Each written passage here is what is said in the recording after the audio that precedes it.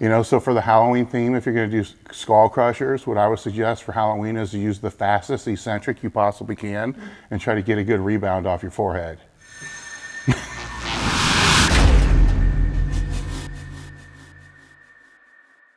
I'm Mallory. I'm an intern here at elitefts. I'm the angry clown. Perfect. Okay, I have questions both from myself, Instagram, and then we can follow up with people on live. So my first question for you is, what is your all-time favorite scary movie?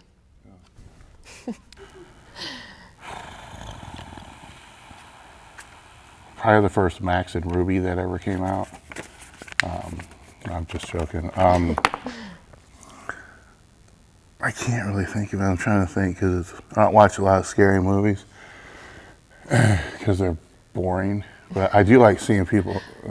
I do like seeing people get stuck in the head with a knife.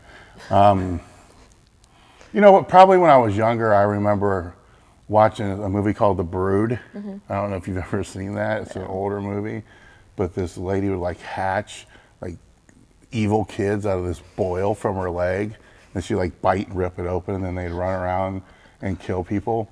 And the one scene in the movie, they have these two, they look like shot puts, and they're like 4-year-old kids just bashing the shit out of this kid. That one fucked me up a little bit because I was really young and I had to go in the garage. And that's back when, you know, soda or pop or what do you call it came in real bottles. Right. And I had to go in the garage to get a bottle of pop. I was scared to death going to the garage. So I would say probably that one. Other than that, I can't really think of anything else, you know, that's really scared me in any way. Yeah. Caligula, that was awesome, but that's a little bit scary and weird at the same time. But I'm not like a Jason fan or anything. Yeah, so you don't watch movies like by yourself or anything. You have to have someone with you. Porn.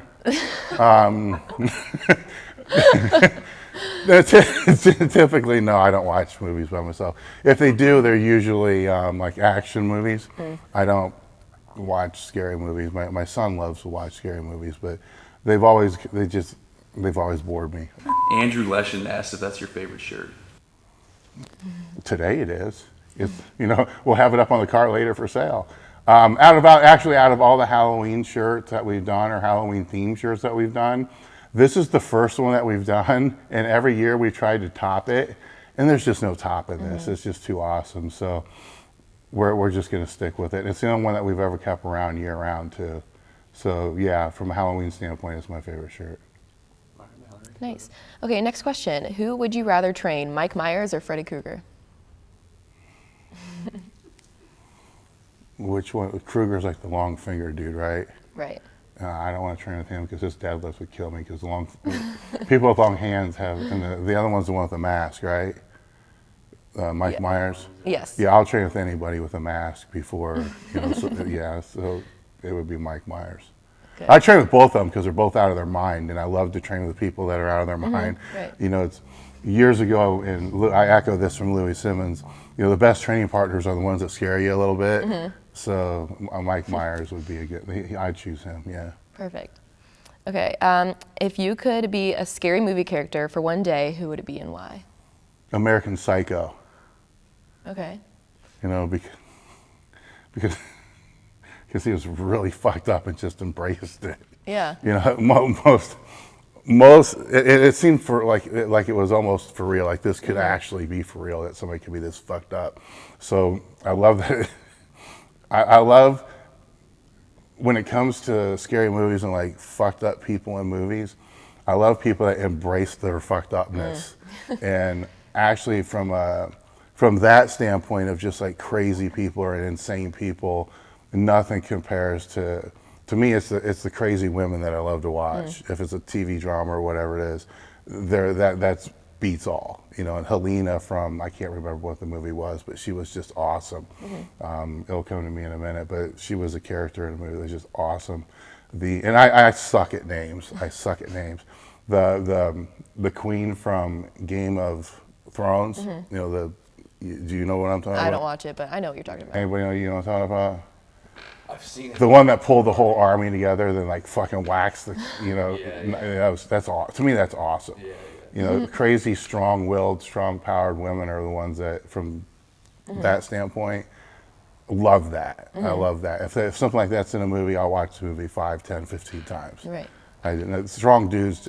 When I see a strong dude, and even like The Godfather and stuff like that, it's like, man, this guy's bullshit. He's just faking this stuff. You know, some strong, it's like, man, that bitch is nuts. And you kind of know that this could really happen in life. Yeah. You know, so it's not stereotyping in any way. It's just, it appeals to me more because it seems more believable. Right. Nice. We can switch over to Instagram. Joe Rosario 022 asks, candy corn or circus peanuts? I feel like both suck. Who's gonna eat that crap? That's like seasonal candy that's not even worth a shit. I mean, seriously, who eats the fucking the peanut thing? It's like, oh yeah, that's awesome. And then you take a bite of it and you throw the other half away. Like, this sucks. Candy corn's the same way. It's like, oh yeah, I gotta get that. You get a whole dish, you throw a handful in your mouth, you spit it. It's gross. You know, it's like the cat. I'm not a big fan of Cadbury eggs either. It's like, get rid of that shit and give me a Reese cup. Yeah. So neither. Those are. It's just none. Next question. Awful. The peanuts are terrible. It's the worst thing ever. The candy corns. Yeah, that's completely is a marketing genius because you're selling. It's candy. People love candy.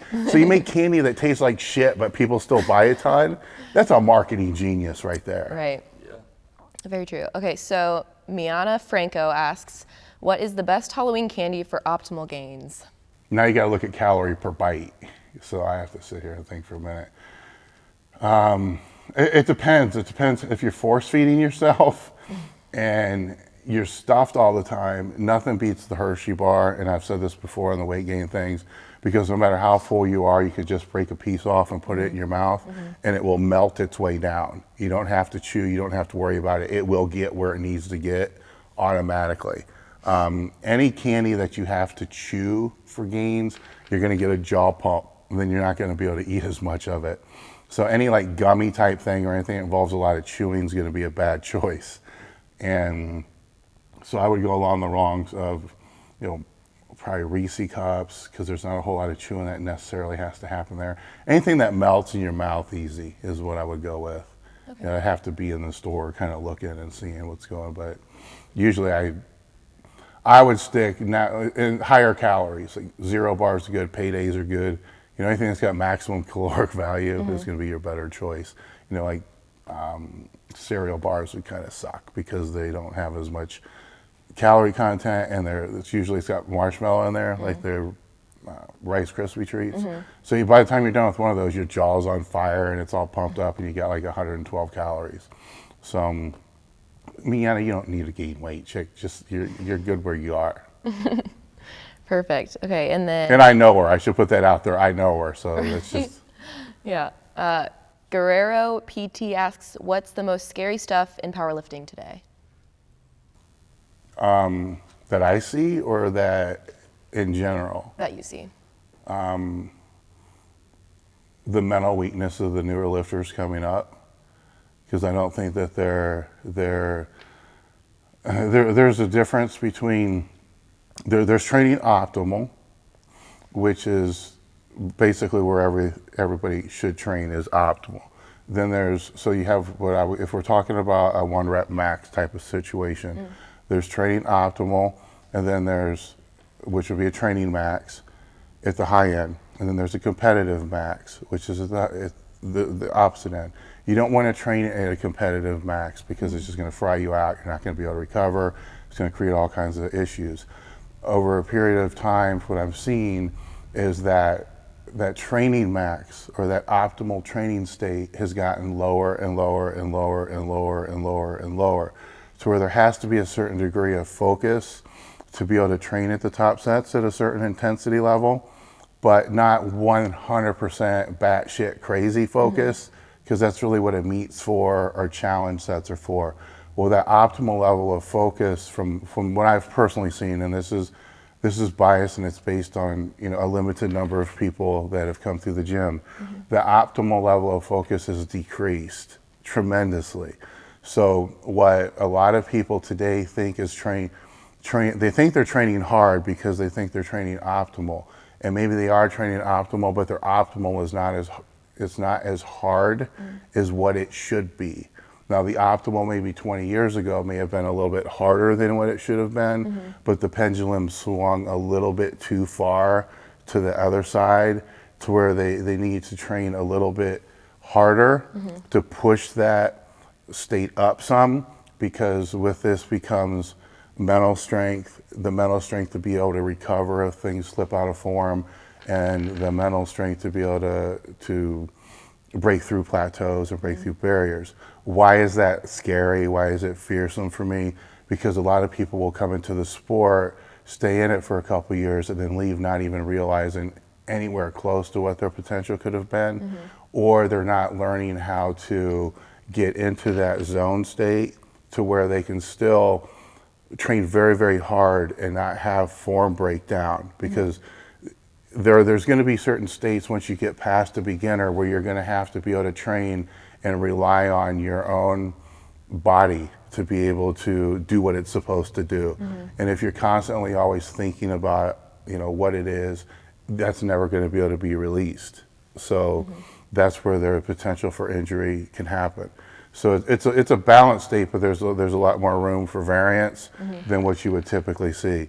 Where many years ago, that room for variance, it was on the other side of the pendulum. Right. So people were getting hurt just because they were doing batshit crazy stuff, just putting themselves out of their mind for sets that they shouldn't have. And now it's kind of swung too far to the other side, and somewhere in the middle is where it needs to be. So that would be what that is. It's not, tearing muscles or injuries or blowing knees out or any of that kind of stuff, because a lot of those major injuries like that, when any athlete looks back on what they are, they're usually due to a combination of factors instead of just one. And the one overriding one is the level of preparedness, which is impacted by what I just said. Right. Great. Okay, so whose diet would you rather follow, Hannibal Lecter's or Jeffrey Dahmer's? Man, I think I'd rather be a vegetarian than eat people.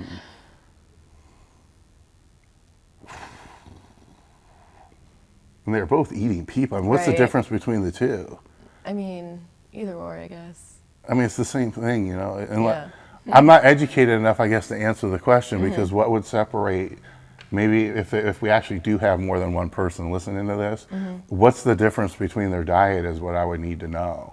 Is because they both are like eating people. It's, Hannibal Lecter, though, he had a mask, so he couldn't eat. I mean, it was like, so he would probably be more hungry than the other one. You know what I'm saying? So because his jaw was like locked shut. Right. So I'd probably have to go with Dahmer, because at least he could eat whatever he wanted to eat. True. So I guess I'll go with that. Good. If you could pick your wife's Halloween costume, what would it be?